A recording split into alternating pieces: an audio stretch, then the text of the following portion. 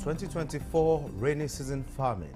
Federal government expects bumper harvest this season as farmers' output increases despite environmental challenges. Federal government promises to redefine the landscape of housing industry by fostering innovative technology in the sector.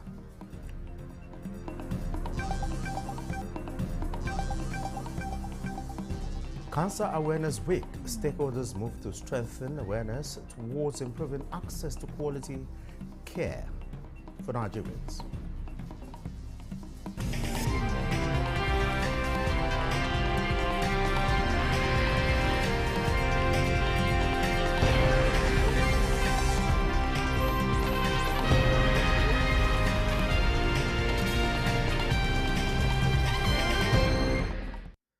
Hello and welcome to the News Desk at 6 on Nta News24. We are live in Abuja. I am Olajide Bello. The federal government has received a report on the 2024 rainy season indicating a significant increase in farmers' output despite the environmental challenges associated with the season. The National Agriculture Extension and Research Liaison Service compiled by the report and presented it to the Minister of State for Agriculture and Food Security, Aliyu Sabi Abdullahi. Musubaba Aliyu has the details. Rainfall situation this year. The survey initially analyzed the 2024 rain pattern, revealing a decrease in rainfall compared to the 2023 season. This decline in rainfall resulted in a dry spell that adversely affected crop in 33 states. Additionally, floods were another contributing factor that impacted farmers' output during the season. A total of 31 states spanning 180 local government areas experienced flooding, with the northeast region severely affected. Despite these challenges, there has been notable increase in farmers' output this year. For example, rice farmers in 10 states were able to produce 9.129 million tons of paddy this year, with Niger State leading in production with over 700,000 tons. Similarly, 11.216 million tons of maize were cultivated in 10 states, with Kaduna maintaining its position as the top producer. Sorghum, cowpea and soybeans production also saw increase of 2.56%, 0.24%, and 4.31% during the season. The survey further highlights that 46 million tons of cassava were produced during this year, with Benue taking the lead in production, followed by Kogi State. Niger leads in yam production, followed by Nasarawa, Enugu, and Edo states. This report showed that 62% of Nigerians are now planting improved seed. And that's a very good increase. Last year we did the survey, it was between 15 to 25% Nigerian using improved seed. Before the next rainy season, we should be able to deliver on that particular platform. The platform is going to bring in all this content from the various subject matter specialists and experts on how farmers are supposed to produce, when they are supposed to produce, and how they are supposed to tackle issues that they will see in terms of disease condition or maybe poor crop performance and whatnot, and actions they are supposed to take. I guess that is the kind of knowledge that farmers will need out there to do their own production. There was general increase in cost of production of major crops during the season under review. In Abuja, Musubaba Aliyu, Nta News. The Ministry of Housing and Urban Development is rooting for the use of innovative technology in achieving presidential deliverables in the housing sector. The Minister of Housing, Ahmed Musa Dangiwa, gave the hints while receiving awards on behalf of the ministry. Francis Dojo has the details. Application of innovative technology is growing rapidly in developed countries and gradually gaining more grounds in developing ones such as Nigeria. This growing trend is traced to its potentials in efficient service delivery. The Ministry of Housing is one of Nigeria's government ministries imbibing the system in its services, notably its launch of the Renewed Hope Housing digital portal, for easy access by Nigerians. This initiative and more gained the ministry the awards of Distinguished Trailblazers and Best Federal MDA in Innovation Technology bestowed on by the Bureau of Public Service Reforms at the Nigeria GovTech Conference event in Abuja. We are truly delighted that our efforts to leverage technology to improve service delivery, enhance operations, and also increase performance to more effectively fulfill our ministry's mandate have been recognized by the Bureau. Nigeria, through the Federal Executive Council, have approved an e-government master plan, which has set the roadmap for digitalization of public service in Nigeria. Some participants comment. Guests at the event believe the use of technology, if adopted in Nigeria by all sectors, could improve IGR and block leakages. Francis Udojo, Nta News. Amidst rising mpox cases in Nigeria, key players in national response are redefining and building a fit-purpose health workforce to identify the potential routes, transmission and preventive strategies of the disease. Olusheye Adiagbo has details. In the mpox epidemiological summary of the Nigerian Center for Disease Control and Prevention, the country has no record of deaths but confirms cases have increased to 90 out of over 1,000 suspected in 33 states across the federation, including the FCT. In the face of the outbreak, health workers unconditionally remain vulnerable. Consequently, Nigerian Red Cross Society is responding to this medical emergency by lending support to these essential workers through capacity building of field officers comprising 5 from the selected states, primarily to provide insights into mpox, like surveillance and control. This is our own area. We are seeing the objective of the populace to fight against mpox, to avoid mpox, and we need to collaborate with people in that field to be able to train ourselves and occupy that gap that may exist in government functions. All the state sent representatives, all the border entry point members, say the airport and NCDC, they are part of this training. So we can say that there is commitment. In this capacity building, it provides an opportunity for us to be able to discuss among colleagues and learn our best practices. This training doesn't stop here. It's going to trickle down to the LGAs. So you're going to have the states that have been trained here go to the LGAs and get community informants that will be able to train on both surveillance, risk communication and community engagement. The workshop is supported by the Norwegian Red Cross. In Abuja, Olusheye Adiagbo, Nta News.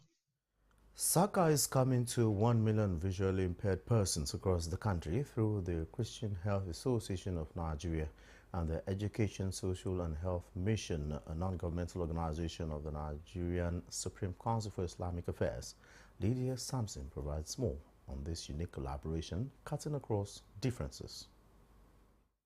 Starting at the National Christian Center with speeches and interactive awareness on the significance of taking care of the eye, President Christian Health Association of Nigeria, Colonel Andrew Imugu, who is also a medical doctor, set the tone by reminding everyone that though the ability to see is a precious gift, millions of Nigerians suffer from vision impairment or blindness. 80% of visual impairment is preventable or treatable.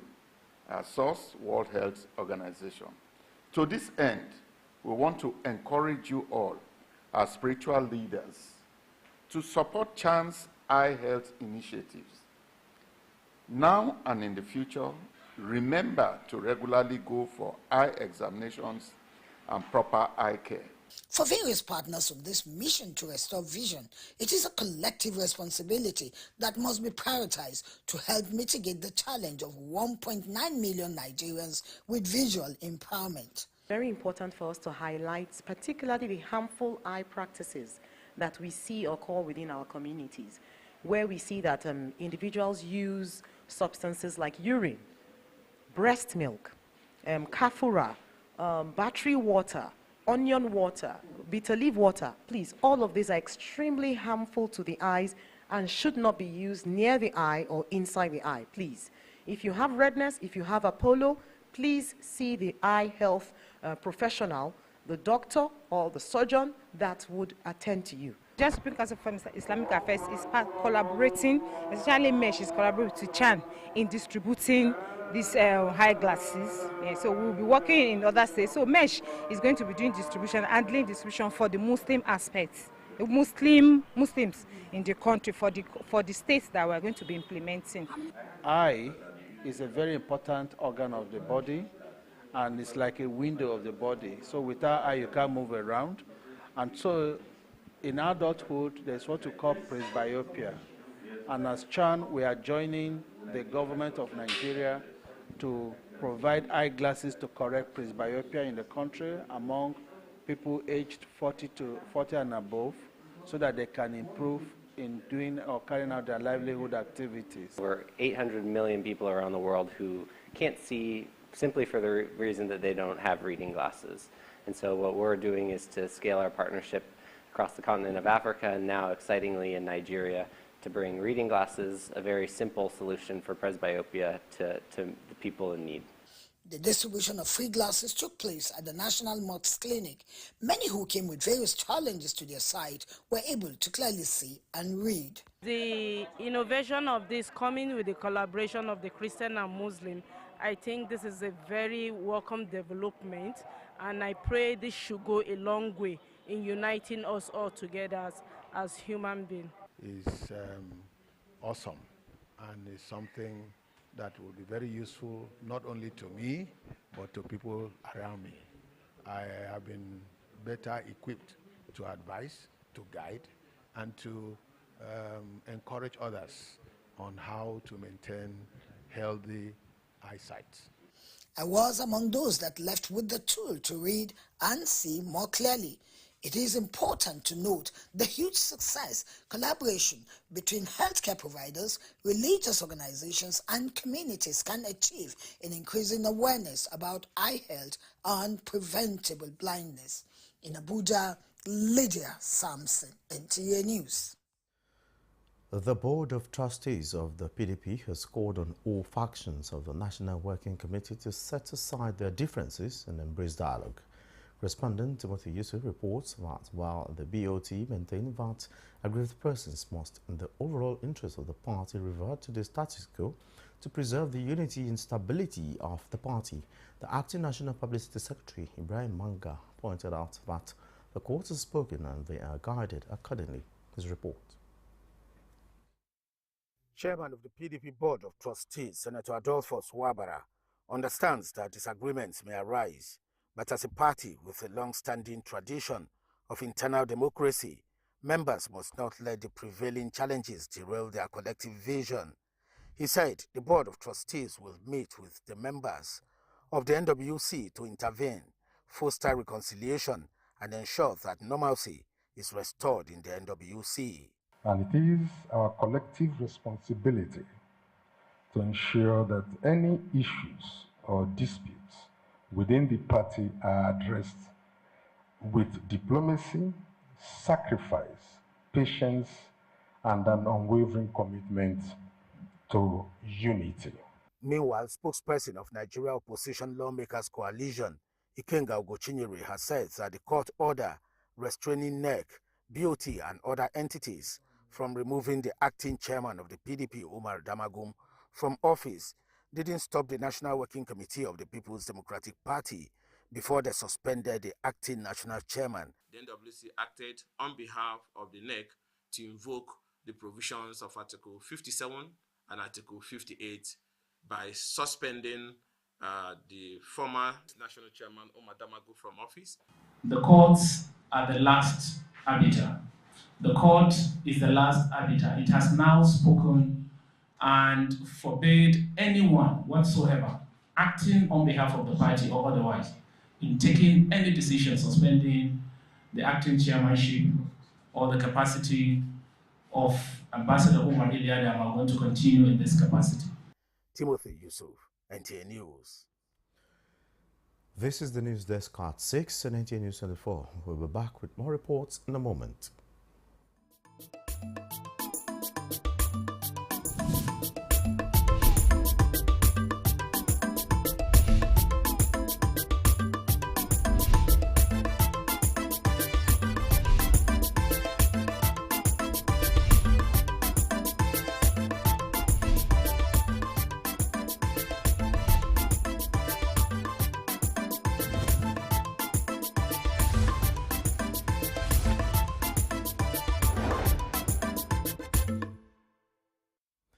Thanks for being there.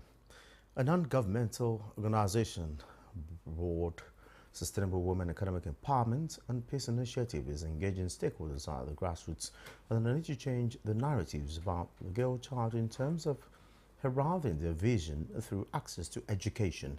Sophia Labi reports on the group's awareness campaign to Jiwa community in the FCT.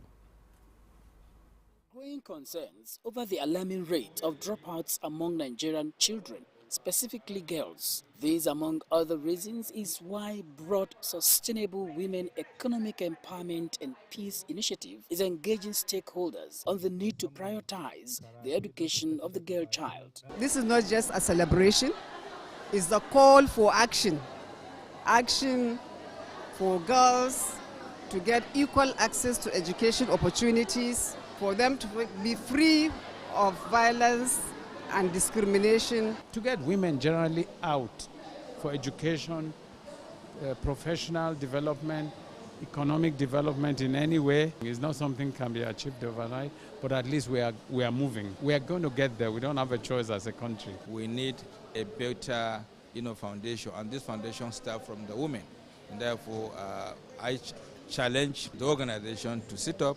I challenge the government to also be of support to the, to ensure that women get proper education. 22-year-old Nana Firdausi Abubakar would have been studying medicine, while Halimatu Aliyu aspires to become a lawyer, but their dreams are on hold for lack of financial support. I actually learned a skill which is helping me, and also I use it to help both my parents. In the next 5 years, I want to see myself standing among leaders. I have plenty challenges because I stopped my school at SS3. If I have the grace of me going back, I will go back. My expectation is change from my community, from the girls from my community. Inshallah, I believe with this sensitization, positive outcome will be coming. Definitely, with support and motivation, the likes of Bisweep and others may assist young girls like Nana Firdausi and Halima to realize their dreams. With the belief that everyone has a role to play in shaping girls' vision for the future, this initiative is emphasizing the importance of girls' rights and empowerment to realize their dreams. From Jiwa Community in FCT, Tokpe Alabi, Nta News. The Nigerian Air Force Officers' Wives Association, NAFOA, in a bid to combat breast cancer head-on, has opened their doors to the community, offering free breast cancer screening to all with a 50% discount on subsequent screening. NAFOA President Rekia Abubakar let the cat out of the bag at the Cancer Awareness Walk and Talk at Nabe Sports Complex, Nav Valley Estate, Asokoro, Abuja. Our defense correspondent reports that it was a rallying call for a future where everyone had the chance to fight back against cancer. As the sun began to rise over Abuja, vibrant colors filled the sky, mirroring the spirit of the Nigerian Air Force Officers' Wives Association, NAFOA, as they gathered for a cancer awareness walk. We touch lives positively and we make them in this land. We love this land for This year's theme, Educate, Empower, Eradicate a Future Without Cancer, echoed in the hearts of everyone present. In a sea of pink, adorned with ribbons, the #1 citizen of NAFOA, Rekia Hassan, and members of NAFOA, DEPOA, NAOA, NOAA connected through shared stories, decided to give back to the society.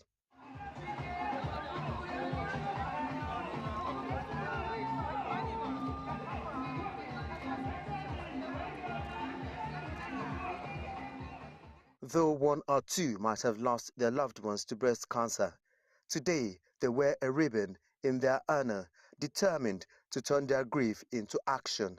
They walk each step resonating with purpose about early detection and importance of regular checkups to residents of Nta Valley Estate at Sokoro, Abuja.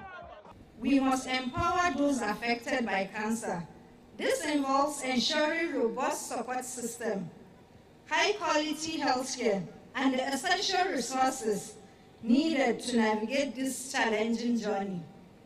No one should battle cancer in isolation, and through empowerment, we provide strength and hope to individuals and families.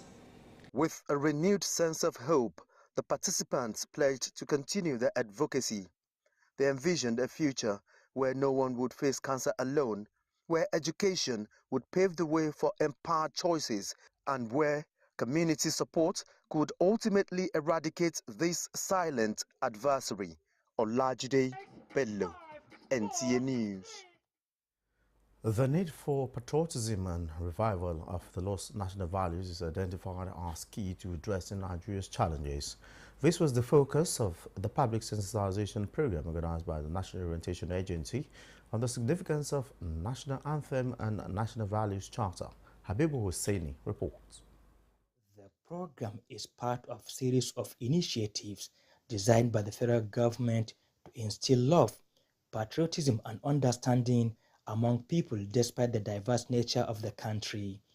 The objective, as the organizers say, is to awaken the citizens, the younger ones in particular, to know the culture, tradition, and good values of the nation's forefathers. Now, Nigerians have values that has to do with integrity, values that has to do with honesty, values that has to do with love for one another, values that has to do with tolerance. These are values that we have lost, and the present administration deems it fit that these lost values should be restored. We want to ensure that each and every Nigerian and our indigenous Kano State, that we imbibe our core value that usually known in our society, good morals, tolerance, good attitude within our family. The agency appealed to Nigerians and other relevant stakeholders to support the program to succeed, as no nation could ever progress with borrowed culture and ideologies. This is the News Desk at 6 on Nta News24. Here are the major highlights of the news. 2024 rainy season farming. Federal government expects bumper harvest this season as farmers' output increases despite environmental challenges.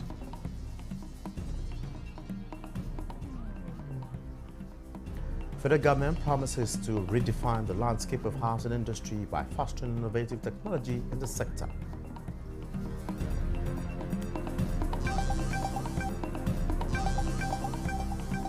Cancer Awareness Week stakeholders move to strengthen awareness towards improving access to quality healthcare for Nigerians.